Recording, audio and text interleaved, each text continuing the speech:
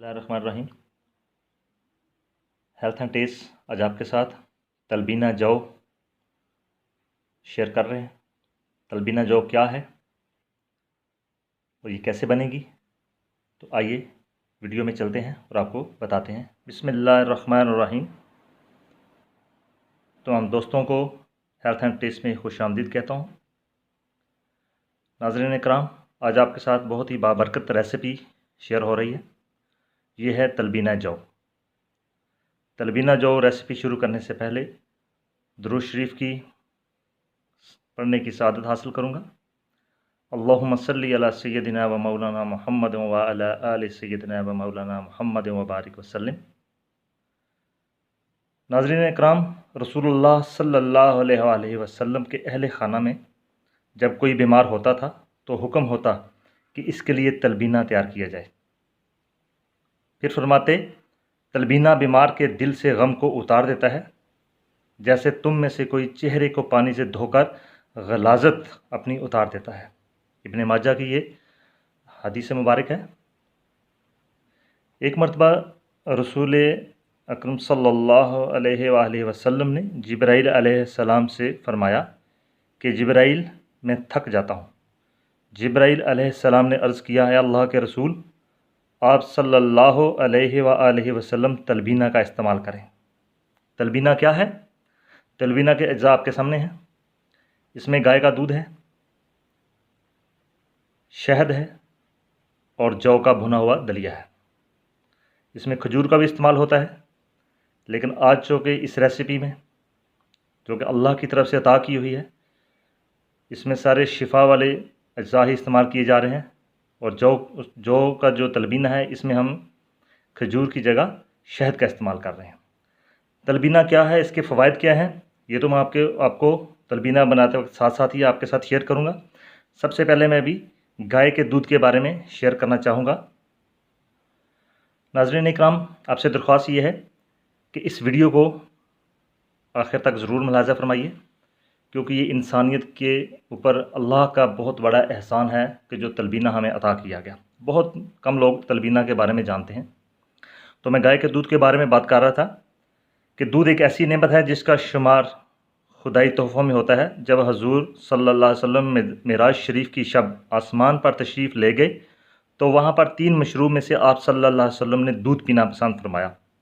आप सल्लल्लाहु अलैहि वसल्लम गाय के दूध को अक्सर अमराज में इलाज के तौर पर तजवीज़ फरमाते और इससे शिफा का बायस करार देते।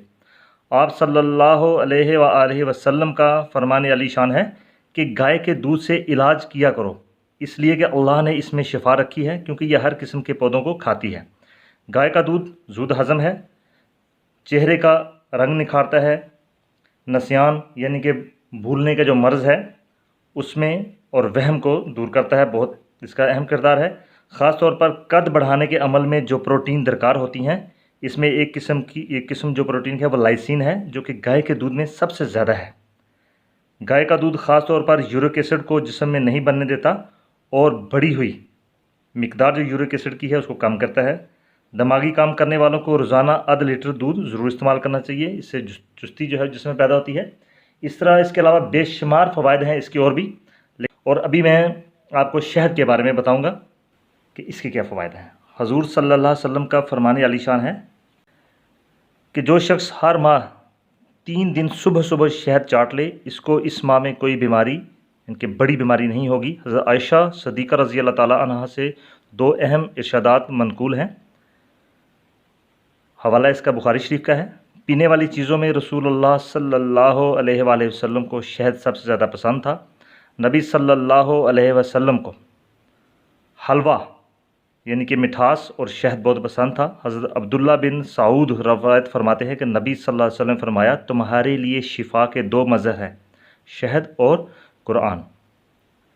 हज़रत अनस बिन मालिक रज़ियल्लाहु ताला अन्हु से रवायत है कि रसूलुल्लाह सल्लल्लाहु अलैहि वसल्लम ने फरमाया, अपनी हलाल कमाई के दिरहम से शहद खरीद कर इसे बारिश के पानी में मिलाकर पीना तकरीबन सभी बीमारियों का इलाज है। जब सभी बीमारियों का इलाज है तो फिर आगे तो कोई बात बचती नहीं है।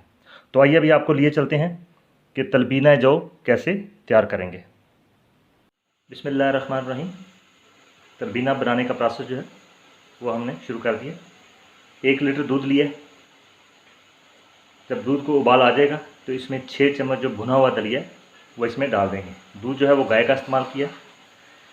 गाय के दूध में आपने देखा है कि ये येलो कलर का होता है, इसका दही भी येलो कलर का, इसका मक्खन, इसका जो घी है देसी वो भी येलो कलर का। वो इसलिए येलो कलर का होता है, कैरोटीन में जो कि विटामिन ए का प्रिकर्सर है। और जो अल्लाह पाक ने जो कायनात में जो चीज़ें तख्लीक की हैं खाने वाली, उनमें या तो गाजर में है कैरोटीन और या गाय के दूध में। अभी दूध जो है वो जो ही उबलेगा तो इसमें हम जो जौ का दलिया है वो 6 चम्मच में डाल देंगे और तकरीबन इसको हम 35 से 40 मिनट तक इसको पकाएंगे ताकि जौ जो है वो अच्छी तरह से गल जाए। जब तक दूध का उबाल आता है तो मैं आपको तलबीना के मतलब जो है वो बताना चाहूँगा कि तलबीना है क्या, और अपना एक्सपीरियंस भी आपको ज़रूर शेयर करूँगा तलबीना से। दूध चूँकि उबलना शुरू हो गया, अभी इसमें जौ का जो 6 चम्मच दलिया है वो हमने इसमें डाल दिया। आँच जो है वो हल्की रखेंगे।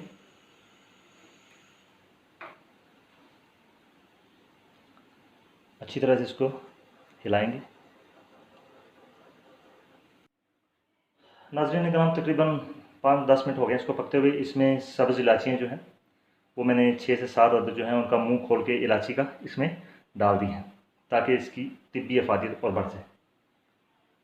जदीद साइंस ने इसको साबित भी कर दिया है कि तलबीना के फ़वाइद क्या हैं और ये एक ऑथेंटिक खुराक है। तलबीना में चूँकि दूध इस्तेमाल होता है, गाय का शहद और जौ और खजूर का इस्तेमाल भी इसमें है कि नबी मुकर्रम सल्लल्लाहु अलैहि वसल्लम इसमें खजूर भी पसंद फरमाया करते थे और शहद भी, तो हमने आज शहद इसमें डाला है। आप सल्लल्लाहु अलैहि वसल्लम इसे बार बार और नीम गर्म खाना पसंद फरमाते थे। नबी पाक सल्लल्लाहु अलैहि वसल्लम मरीज़ के लिए तलबीना से बेहतर कोई चीज़ पसंद ना करते। आप इसको भरे पेट यानी हर वक्त हर उम्र का फ़र्द इसको इस्तेमाल कर सकता है, बच्चा हो या बूढ़ा, बीमार भी और सेहतमंद भी इसको इस्तेमाल कर सकता है, क्योंकि तलबीना एक टॉनिक भी है, दवा भी है, शिफा भी है और ख़ुराक भी है। ख़ास तौर पर इसे दिल के जो मरीज़ हैं और टेंशन और ज़हनी अमराज के जो पेशेंट हैं उनमें ये लाजवाब है। पट्ठों, असाब, अमराज मैदा और औरतों और बच्चों के तमाम अमराज के लिए अनोखा टॉनिक है। आप इसको बेहतर यही है कि सुबह, दोपहर, शाम और ख़ास तौर नाश्ते में तो ज़रूर इस्तेमाल करें। और इसके जो तिब्बी बेनिफिट्स हैं, इसके तिब्बी फ़वाइद जो हैं उनकी तो लिस्ट बहुत लंबी है, क्योंकि ये शिफा ही शिफा है जो कि अल्लाह की तरफ से हमें नबी मुकर्रम सल्लल्लाहु अलैहि वसल्लम के ज़रिए अता हुई है। इसको आप मायूसी, गम, कमर दर्द और खून की कमी जिसमें हीमोग्लोबिन बहुत ज़्यादा कम हो जाती है उनमें इस्तेमाल कराएँ। बच्चों में हाफ़ज़ा की कमी, भूख का ना लगना यानी कि भूख की कमी, कोलेस्ट्रॉल की ज़्यादती, कमज़ोर जिस्म, अमराज दिल, मैदा के वरम और ख़ास तौर पर जो अल्सर और कैंसर के पेशेंट हैं उनके लिए, जिनमें कि क़ुव्वत मदाफ़िअत बहुत ज़्यादा कम हो जाती है। दिमागी अमराज, जिगर की स्वेलिंग जो होती है, ख़ास तौर पर हेपेटाइटिस सी में अगर आप इसको इस साथ यूज़ करवाते हैं इसका इंशाल्लाह बहुत ज़्यादा फ़ायदा है। निढाली, वसवसा और टेंशन में इसका ख़ास इस्तेमाल है। इसमें मैं इसको अपना ज़ाती आपको एक्सपीरियंस बताऊं कि हमारे हमसाए में एक बच्ची थी, वो तकरीबन 6-7 हफ्ते से हॉस्पिटल में एडमिट थी। ब्लड प्रेशर उसका बहुत ज़्यादा डाउन था, प्रॉपर नहीं हो रहा था। जब मुझे पता चला तो मैंने तलबीना के बारे में बताया और तलबीना का इस्तेमाल उनको शुरू करवाया और तकरीबन दूसरी या तीसरी खुराक से ब्लड प्रेशर जो है वो भी नॉर्मल हो गया। बच्ची हशाश बशाश हो गई और जो उसके अंदर खौफ बैठा हुआ था वो भी ख़त्म हो गया, क्योंकि ये दिल के खौफ को भी ख़त्म करता है तलबीना। और मैं अपना आपको एक्सपीरियंस बता दूं कि मैंने खुद भी इसको 3 से 4 माह इस्तेमाल किया है, जो कि मुझे अल्सर का मसला था। लेकिन साथ शर्त यह है कि आप ऑयली चीज़ें जो हैं और ख़ास तौर पर जो ड्रिंक्स हैं और चाय, ये आप हरगिज़ इस्तेमाल ना कीजिए और फिर आप इसका मेडिकल देखिए, इसका मौजा देखिए कि ये क्या खुराक है। अभी मैं इसको तकरीबन 35 से 40 मिनट तक हल्की आंच पर रखूँगा ताकि ये जो जौ हैं ये अच्छी तरह से गल जाएँ। बिस्मिल्लाहिर्रहमानिर्रहीम। तलबीना जौ तैयार हो चुके हैं, तकरीबन 40 मिनट हो गए हैं पकते हुए। अभी हम इसको नीचे उतार के शहद इसमें डालेंगे اور آنچ جو ہے اس کو بند کر دیں گے۔ تقریباً اس میں 4 چمچ جو ہے وہ شہد ہم نے بڑے 4 چمچ ڈال دیے ہیں۔ اچھی طرح سے مکس کر لیں گے شہد کو۔